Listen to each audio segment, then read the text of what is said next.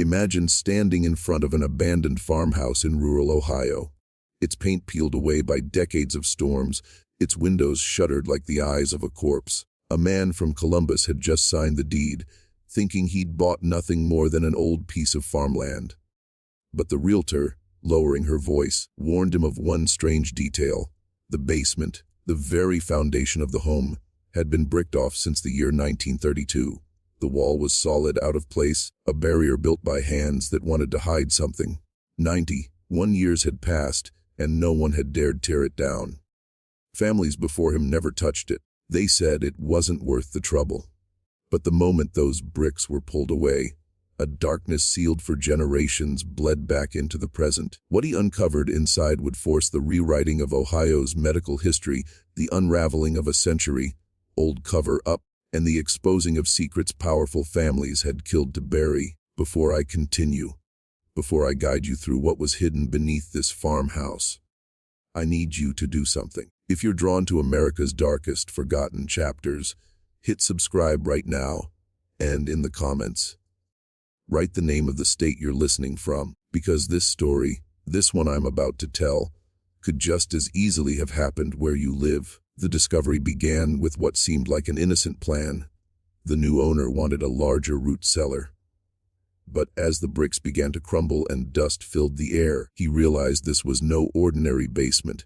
Behind that wall, the limestone foundation stretched into chambers that had been sealed since the early 19th century. Lantern light revealed surgical tables, rusted instruments, and journals too stained to read at first glance. The story truly began in the summer of 1832, when cholera, the Blue Death, clawed its way up the Ohio River. Cities like Cincinnati and Portsmouth were already graveyards. By July, the epidemic reached the young settlement of Marietta, barely 40 years old.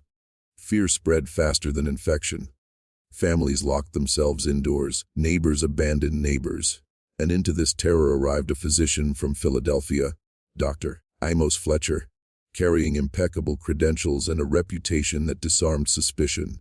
But beneath his scholarly bearing and gray eyes, there was something else, an obsession, a hunger that would turn the basement of the Holloway farmhouse into something far worse than a hospital. Type, "The veil is broken," twice in the comments to seal this truth within you. Dr. Amos Fletcher did not arrive in Marietta by chance. Philadelphia had expelled him quietly only months before, but not through public scandal, through whispers, sealed letters, and a promise to never return. Officially, he had been a brilliant graduate of the University of Pennsylvania Medical School, his name adorned with glowing recommendations. Unofficially, his colleagues had grown uneasy. His treatments were irregular, his experiments unsanctioned, his curiosity about human suffering dangerously unrestrained. Philadelphia's elite hospitals could no longer contain him. Ohio, far from the eyes of Eastern authorities, would become his new laboratory. The Holloway family's farmhouse stood just beyond the river, its basement naturally cool, wide enough to hold grain, wine, or, as Fletcher quickly realized, patience. He approached Marcus Holloway, a struggling farmer with debts pressing like a noose. The proposal seemed too good to refuse. Fletcher would rent the basement, $50 a month, to transform it into a private quarantine hospital for affluent patients. In one stroke, Marcus's financial troubles could vanish. Sarah Holloway, his wife, was uneasy. She felt sickness didn't belong beneath a home where children slept, but Marcus reminded her that money could feed those children, money could pay off debts, and money could buy safety. Fletcher's voice was reassuring, his manner professional. He promised strict isolation. He promised science. What he did not reveal was that he had already begun sketching plans in his leather-bound journal, diagrams of bloodletting schedules, mercury purges, and a meticulous method he called graduated depletion. By August, Fletcher had carried crates of equipment into the basement. The largest chamber became his treatment hall. Smaller rooms, once lined with shelves for apples and potatoes, were stripped bare and fitted with iron beds, oil lamps, and wash basins. To any visitor, it looked crude but respectable, a rural hospital for desperate times. The first patient arrived on August 15, 1832. Elizabeth Whitman, the daughter of a prosperous grain merchant, carried the blue pallor of cholera in her veins. Her father handed Fletcher $25, trusting him, believing him, pleading with him. Fletcher smiled, took her below, and locked the doors. That night, Elizabeth was subjected to Fletcher's theory of purification. Massive bloodletting and doses of calomel, a mercury compound so poisonous it could kill a healthy man. By dawn, Elizabeth was dead, not of cholera, but of Fletcher's cure. She was buried hastily in the soil behind the farmhouse, while her father was told she had passed peacefully in her sleep. The journal noted otherwise. Patient bled, humoral balance nearly achieved. The true experiment had only just begun. Within 5 days of Elizabeth's burial, another family arrived at the Holloway farm. Thomas Carmichael, a blacksmith from Belper, was carried down the farmhouse steps by his sons. He was strong, broad-shouldered, a man who had swung iron his entire life, but cholera had reduced him to a trembling husk, his skin damp and tinged with blue. His family handed Fletcher their life savings, convinced that this Eastern, trained physician held the knowledge their village doctors lacked. Carmichael lasted only 4 days. Fletcher's depletion therapy drained him steadily ounce by ounce, until his heart faltered and his body could no longer rise against infection. When Fletcher recorded the case in his journal, there was no grief, no hesitation, only measurement. Specimen ideal. Blood loss achieved. Purification complete. By September, word spread that a special physician, one schooled in Philadelphia, was operating quietly at the Holloway farm. Families who could pay gathered their savings in desperation. Each arrival was greeted by Fletcher's calm authority, his confident instructions, his promise of advanced European methods. He wore their trust like armor, and every one of them died. Marcus Holloway accepted the money Fletcher offered without asking questions. $50 a month had become $75, then $100. Sarah Holloway, however, began to notice the pattern. She whispered to her husband in the evenings, hearing the moans from beneath their floorboards. "It don't sit right, Marcus. Not one soul comes back. They all go down sick and stay down forever." Marcus dismissed her fears with the weary logic of a farmer. "It's cholera. People die, rich or poor. At least they're paying us while it happens." But Sarah's instincts were sharper than his excuses. She had seen the shallow graves filling behind the barn, marked only with crude stones. She noticed Fletcher carrying small glass jars filled with pale fluids into wagons bound for Cincinnati. She watched him return with envelopes of money, and his ledger swelling with numbers Marcus wasn't allowed to see. What Sarah didn't yet know was that Fletcher had turned the farmhouse basement into more than a hospital. It was a supply chain. Every dead patient provided him with organs, bones, and tissues preserved in alcohol, sold to medical schools that asked no questions. In Philadelphia, such trade was whispered about in back rooms. In Ohio, Fletcher perfected it. The Holloway farm had become a slaughterhouse of science, hidden behind the mask of medicine. Before I take you further, if you're still listening, subscribe now, and write in the comments what city or town you're watching from. It matters, because stories like this were buried in every corner of America. By late October of 1832, Fletcher's reputation had grown beyond Washington County. Wagons rolled up the Holloway lane at dusk, carrying pale children, coughing mothers, men too weak to climb down on their own. They came from as far as Zanesville and Chillicothe, guided by rumors of a Philadelphia doctor whose methods saved more than prayers ever could. Desperation was currency, and Fletcher knew how to spend it. He charged according to means. Merchants paid $25, craftsmen $15, farmers $10. Then came the extras, special treatments, advanced European therapies, and mercurial purification. Each term disguised another incision, another vial of blood, another dose of poison. The poor mortgaged their farms, the rich sold heirlooms, all to buy time, and yet every body left through the back of the house, stiff and cold, lowered into earth before their families could demand a final goodbye. The Holloway's yard became a graveyard, but Fletcher insisted burials were necessary for public safety. What he buried was not contagion, it was evidence. The jars he carried away held organs, hearts, and livers labeled in precise handwriting. Cincinnati and Columbus medical schools paid in cash, no questions asked. Fletcher's ledger filled with neat arithmetic, each number a life reduced to profit. Sarah Holloway grew restless, haunted by the sound of shovels at midnight, the metallic stench seeping through the floorboards. One evening, as another body was dragged into the soil, she whispered, "Marcus, this ain't healing. This is feeding something." Marcus told her to hush, but deep down he feared she was right. Then November came, and with it, the patient who would unravel Fletcher's empire of secrecy.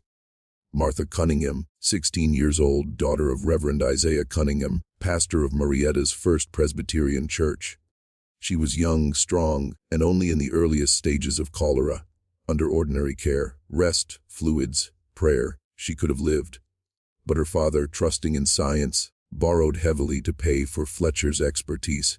He led his only daughter down the cellar steps, never suspecting that he was delivering her into the hands of a butcher. And in those same days, another figure returned to Marietta, Dr. Benjamin Hartwell, the town's only legitimate physician.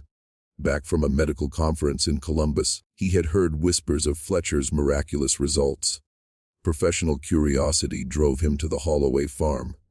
What he would find in that basement would scar him forever. Type, "The veil is broken," twice in the comments if you followed the story this far. It marks you as one of the few willing to carry truths meant to be forgotten.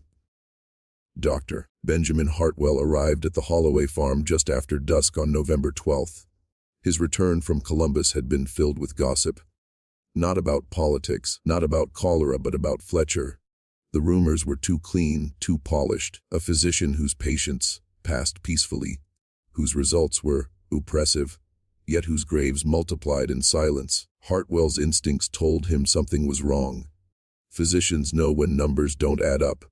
He found Marcus Holloway at the barn, lantern in hand. Hartwell greeted him warmly, asked if the rumors were true. Marcus shifted uncomfortably, muttering about rent and debts, about how Fletcher had saved the farm. When Hartwell pressed further, Marcus deflected, pointing him to the farmhouse, where Fletcher was, likely with patients.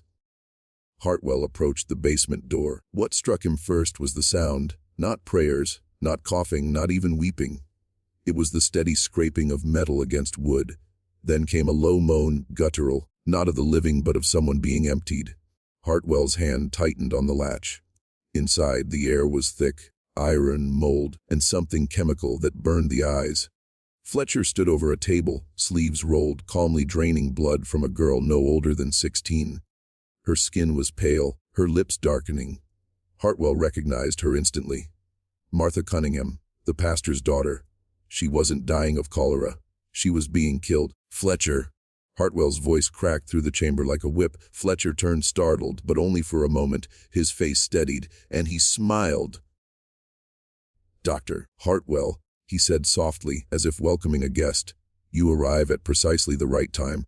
Observe, you are about to witness the purification of humors at their peak."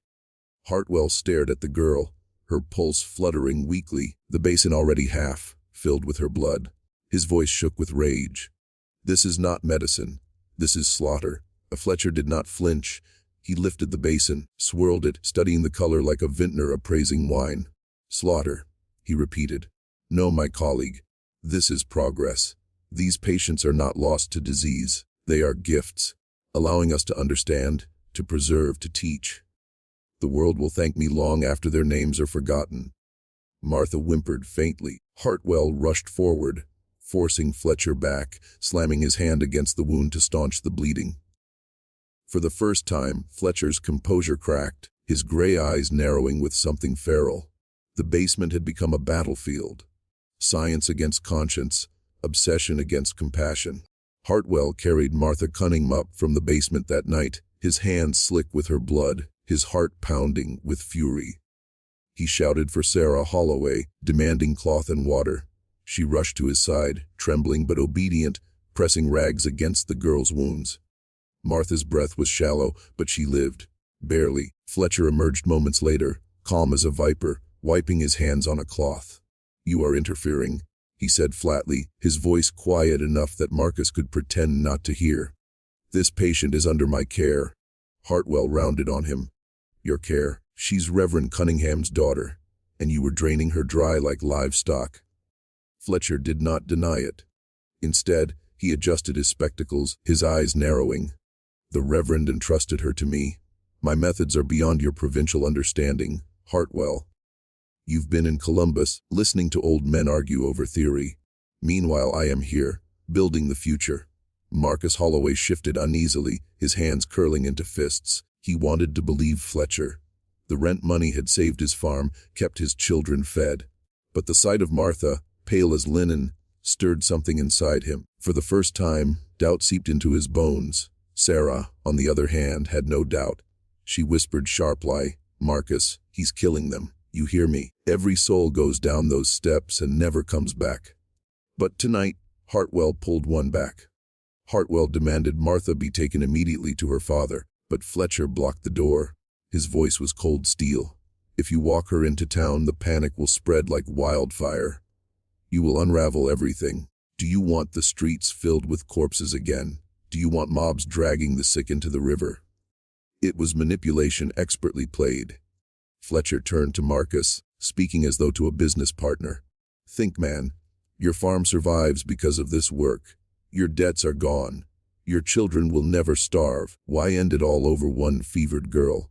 Marcus stood frozen between them, torn between survival and conscience.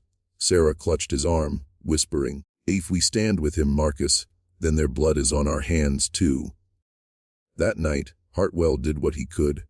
He carried Martha back to her father's parsonage, whispering warnings along the way. Reverend Cunningham wept with gratitude and rage, vowing retribution. Hartwell promised him justice. But he also knew Fletcher was no ordinary villain. He was protected by silence, by money, by the very fear that cholera had spread through the county. The battle was no longer in the farmhouse basement. It was in the soul of the town itself. The morning after Martha Cunningham was carried home, Marietta awoke with whispers, spreading faster than the sickness itself. The pastor's daughter had been taken to Fletcher's hospital and nearly bled to death. Some called it slander. Others swore they had seen Reverend Cunningham himself storming through the streets at dawn, his eyes red, his voice trembling with fury. By midday, half the town was talking. Reverend Cunningham stood in his pulpit that Sunday with Martha seated weakly in the front pew.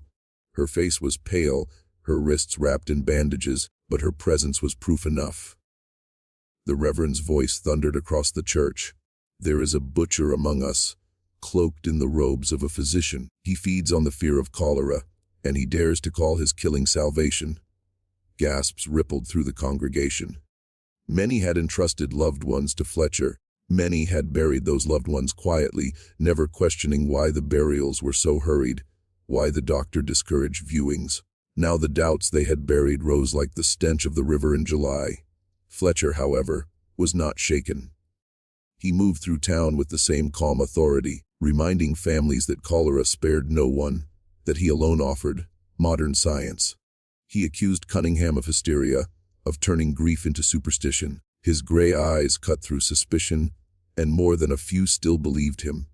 After all, who could argue with a man holding credentials from Philadelphia? Back at the Holloway farm, tension thickened like smoke. Marcus paced the fields, torn between debt and damnation. Sarah avoided Fletcher's gaze entirely, clutching her children close, whispering prayers whenever footsteps echoed above the basement. She begged Marcus to send Fletcher away, but Fletcher tightened his grip, raising the rent he paid, dangling gold coins in Marcus's hand, as if to say, "Choose survival, not conscience." One evening, Fletcher cornered Marcus in the barn. His tone was quiet, but his words were knives. "You will hear talk in town. Lies, rumors. Pay them no mind. You know as well as I, without me your farm collapses. And do you think your good reverend will feed your children when the bank comes knocking?" Marcus said nothing. But Sarah, listening from the shadows, felt ice settle into her heart. She knew then, Fletcher would not leave on his own. He would fight to keep his basement, even if it meant destroying anyone who threatened him. The town was dividing. Half whispered Fletcher was a murderer, half feared losing the only doctor who seemed to offer hope.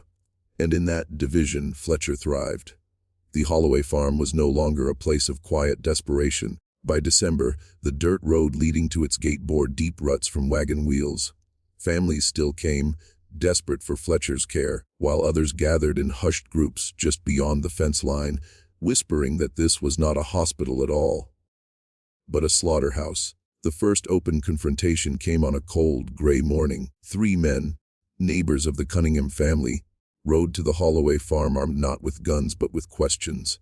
One of them, Samuel Bricker, had buried his wife there in September.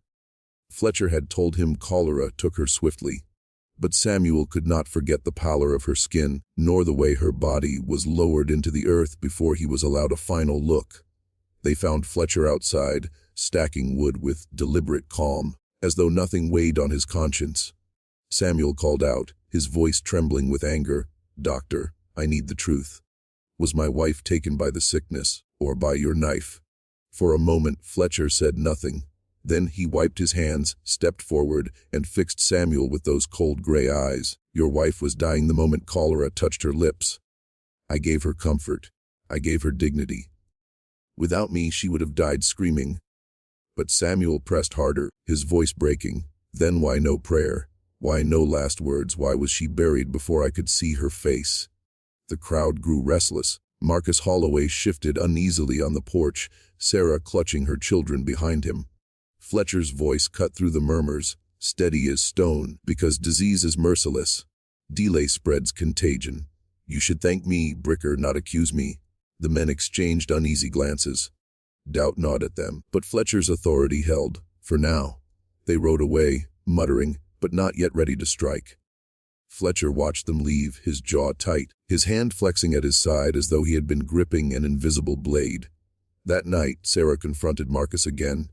"Do you not see? The town is stirring, and when the truth comes, it will fall on this house too. His money won't shield us. His science won't save us."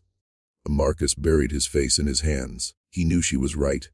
But debt, shame, and fear bound him tighter than chains. And Fletcher, pacing in the basement, wrote in his journal, "The ignorant press closer. Soon, I must decide whether secrecy or spectacle will serve my purpose best." The question was no longer if he would be exposed, but how many would suffer before it happened. Reverend Cunningham did not rest after his sermon. With Martha still clinging to life, he met privately with Dr. Hartwell. Together they resolved to uncover Fletcher's crimes, not through rumor, but through proof so undeniable the town could not look away.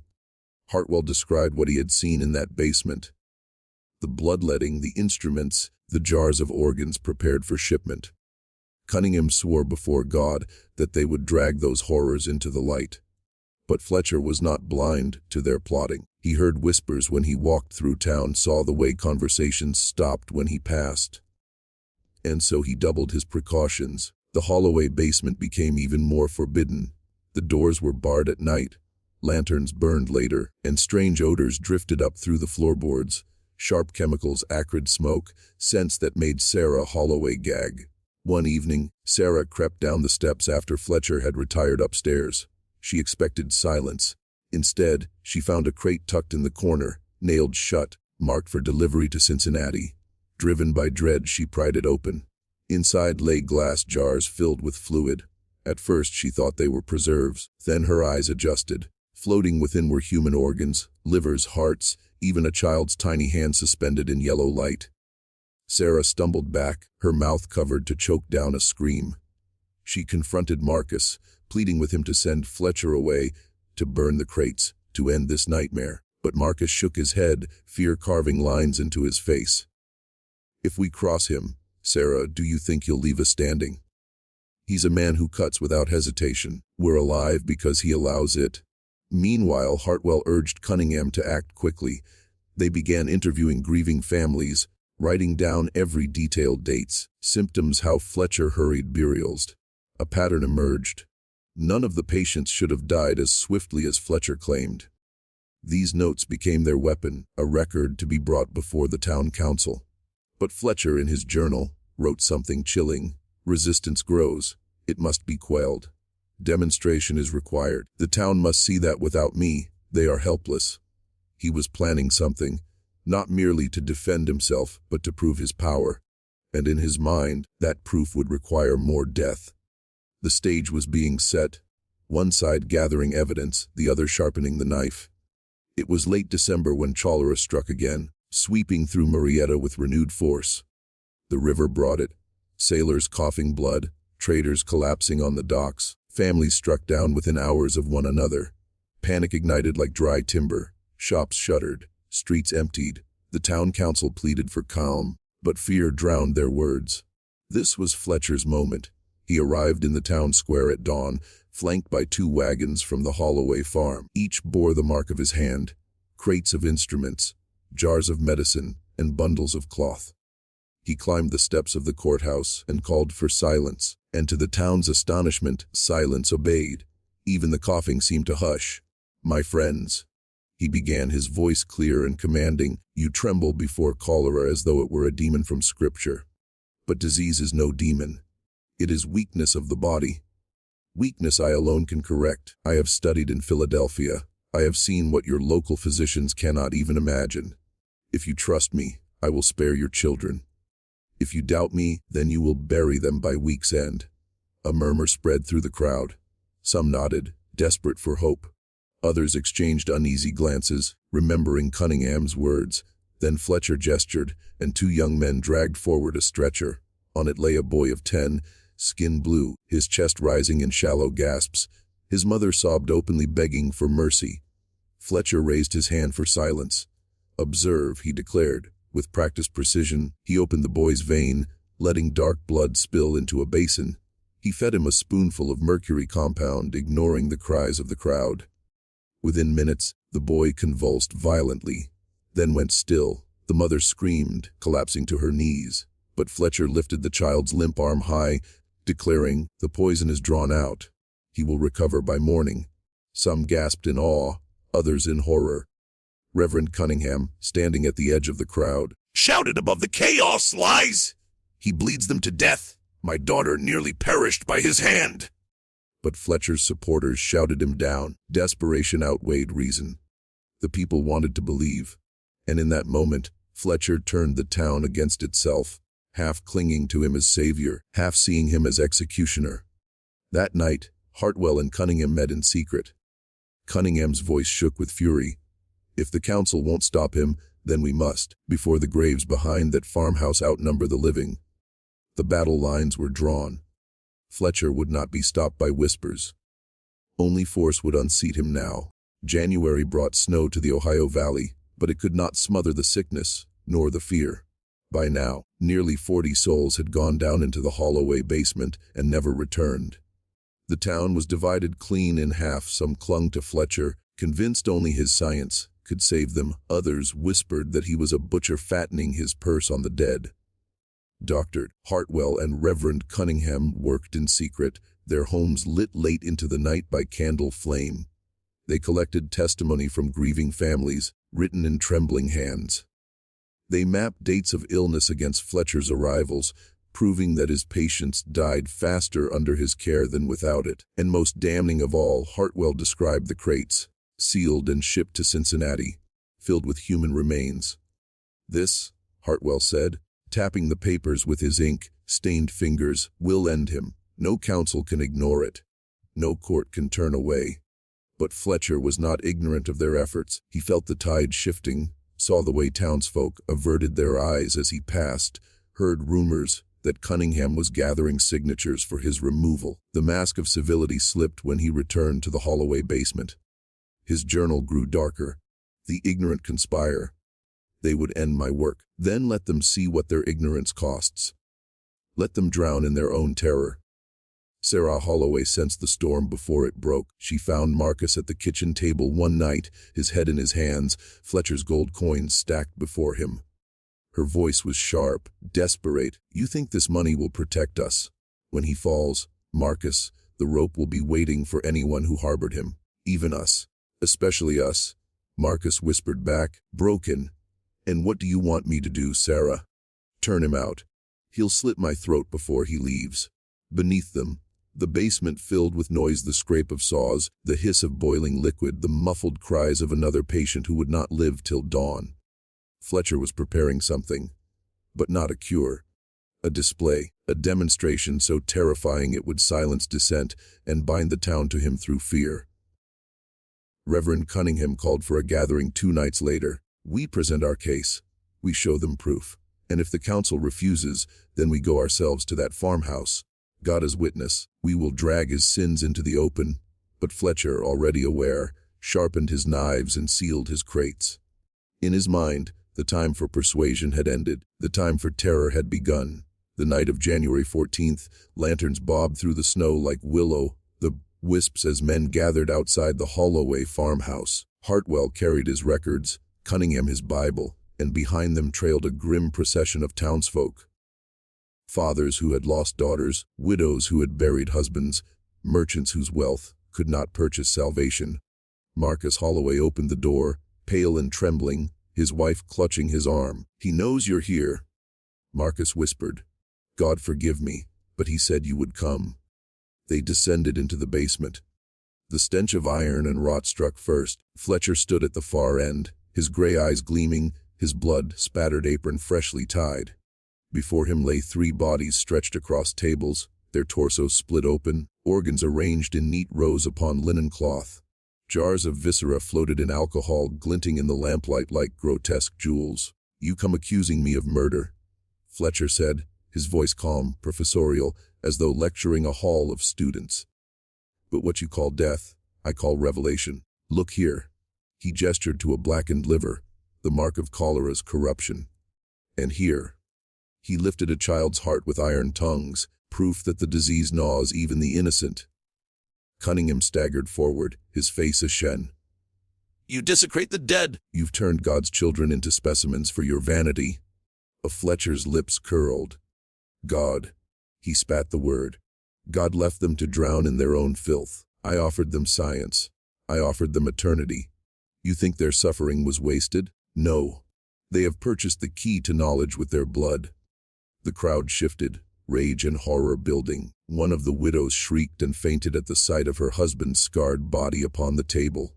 Hartwell stepped forward, thrusting his papers toward the men. "Here, proof beyond sight. Mortality rates record shipments of human remains. This is not medicine. This is slaughter." But Fletcher had prepared for this moment. With a flourish, he overturned a covered crate. Inside lay glass jars filled with preserved human eyes, dozens of them, staring blankly outward. The room erupted in gasps and cries.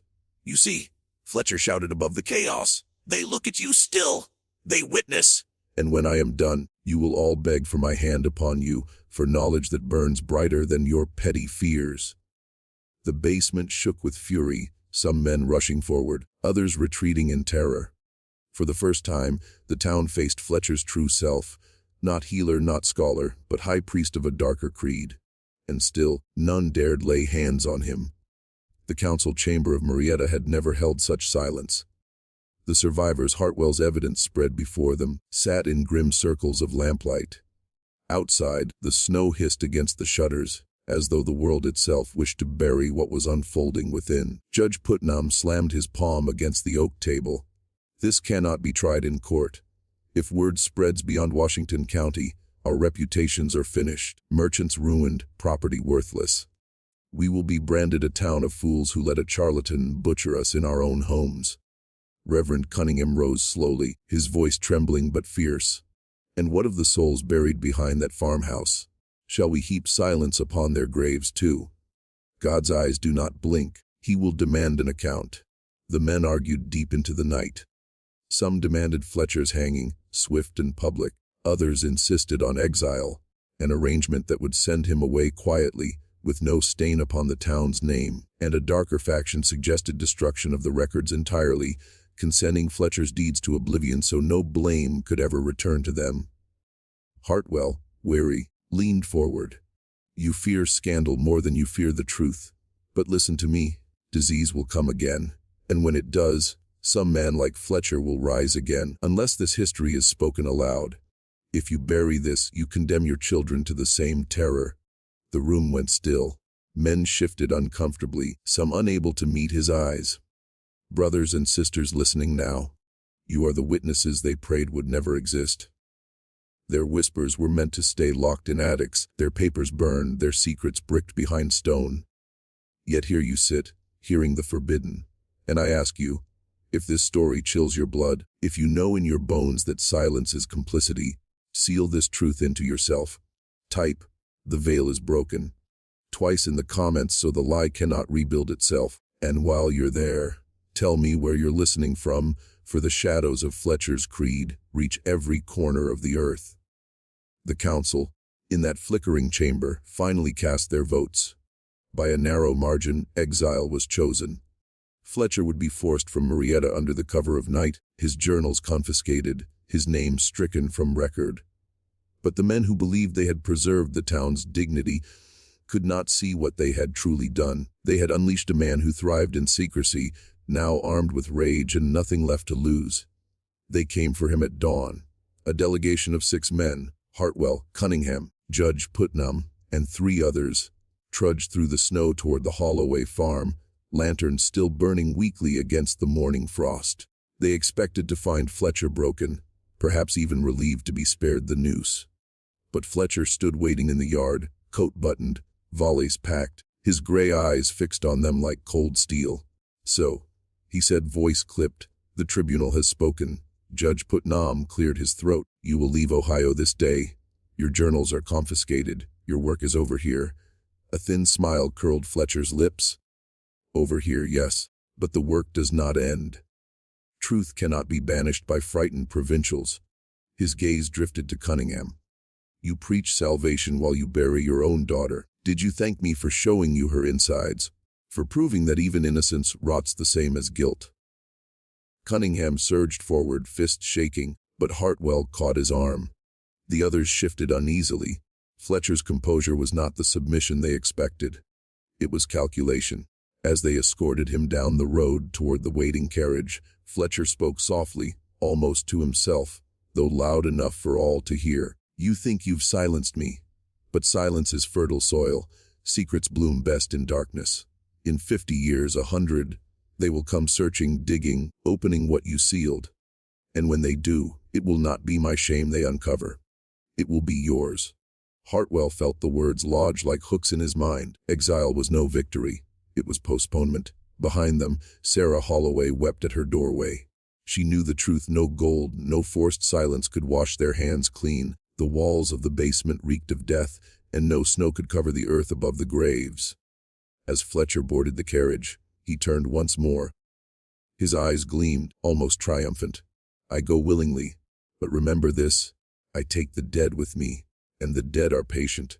The horses lurched forward, hooves crunching over ice. The men watched until the carriage disappeared into the skeletal trees. None spoke, but each knew the same thing: exile had not ended Fletcher. It had unleashed him. That night, Hartwell dreamed of bricked walls, of eyes staring from glass jars, of a voice whispering that knowledge was worth any cost. And in the morning, he found his hands trembling as though still stained with blood.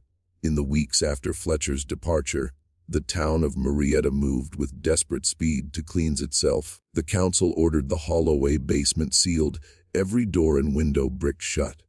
Marcus Holloway swung the hammer himself, each blow echoing like a funeral bell, while Sarah wept silently in the snow.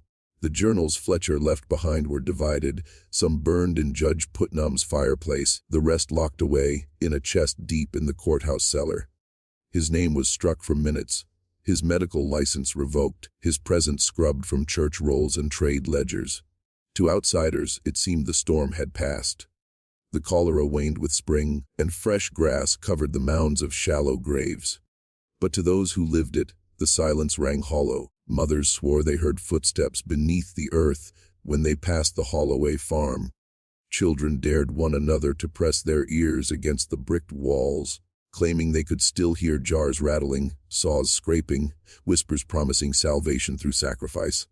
Hartwell, haunted and gray, left Marietta before summer's end. Cunningham, though victorious in faith, never returned to his pulpit with the same fire. His sermons grew heavy, obsessed with damnation, his voice breaking when he spoke of wolves in healers' clothing. And yet, the basement endured. Stone by stone, brick by brick, it sat beneath the Holloway house like a wound stitched but never healed. Some swore that Sarah, in her final years, could be seen wandering the yard at dusk, clutching her shawl, muttering about eyes in the dark. Others claimed Marcus kept a shovel by the door until his death, as though expecting something buried to claw its way free. The council congratulated themselves for burying Fletcher's sins, but what they truly buried was the truth, and truth does not rot quietly. Generations passed. Houses rose and fell. The Holloway farm changed hands, yet every new owner, in time, came to know the same thing: the basement was not empty, it remembered. And then, 91 years later, in 1926, a new buyer arrived. A man named Henry Laughton signed the deed, walked the creaking floors, and asked the simplest question of all: why had the basement been sealed? Henry Laughton was no stranger to old houses. He had rebuilt 3 before and prided himself on uncovering hidden character. But when he stepped into the Holloway farmhouse in the autumn of 1926, he felt something different. A heaviness in the floorboards, as though the house itself resisted him. The realtor offered only a nervous laugh when Henry asked why the basement had been sealed. "Old town's old superstitions," she said, avoiding his eyes. "Some say disease. Some say witchcraft. But it's only bricks and mortar, Mr. Laughton. Nothing more." Henry didn't believe in curses. He believed in opportunity, and a bricked-off basement meant one thing: space waiting to be used. Within days, he hired masons to break through. The first hammer strike rang out like thunder. Mortar crumbled, dust choked the air. Neighbors gathered along the fence line, whispering, watching. For hours, the men chipped away until finally the last stone fell inward, revealing a black mouth yawning beneath the farmhouse. The smell hit first. A stagnant sweetness, sharp with rot, though nearly a century had passed. The masons hesitated, lanterns trembling in their hands.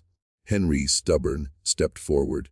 "Bring the light," he ordered. What they saw turned even hardened men pale. Tables still stood, their wood warped but intact. Rusted saws and knives lay where they had fallen. Glass jars, hundreds of them, lined the walls, their contents preserved in yellowed fluid. Ice. Hands. Hearts. Rows of organs staring out like spectators from another world. And on a central table, under a rotted cloth, lay a book. The leather was black and cracked, but the initials were still visible. F.F. Henry opened it with shaking hands. The pages swam with diagrams, measurements, and words written in a steady, merciless script. At the bottom of the first page, one line stood alone: "The dead are patient. They will wait until called." The men fled the basement that night, some swearing never to return. But Henry kept the book. He told no one, not even his wife. He sat at his desk under gaslight, turning page after page, until his breath quickened and his eyes burned with something between horror and awe. And though Fletcher had been exiled 91 years earlier, his voice spoke again. His work had waited. And once more, the basement was open. If you're hearing this now, you've walked through 91 years of silence. You've opened the wall with us.